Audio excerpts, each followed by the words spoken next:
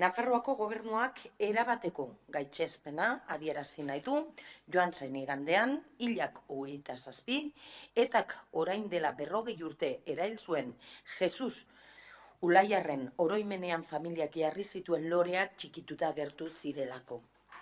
Honakoa bezalako ekintzak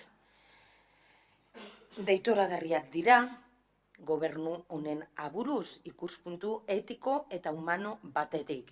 Baina gainera guztiz onartezinak dira bizikidetza erreal eta pazifiko bat eraikin nahi dugunontzat. Non biktimek Nafarroako gizartearen elkartasuna eta babes zintzoa sentitu behar duten. Nafarroako gobernuak Jesus Ulaiarren familiaren eta terrorismoaren biktima guztien aurrean elkartasuna adierazi nahi du. Beti hala egin izan du, baina oso bereziki igandekoa bezalako jarreren aurrean, horren beste sufritu dutenen rebiktimizazioa suposatzen baitu. Hemendik gure babesa eta elkartasuna biktimekiko eta gure gaitzespena gertaera hauen, zein demokraziarekiko eta violentziaren biktimekiko erasoa suposatzen duten beste gertaeren aurrean.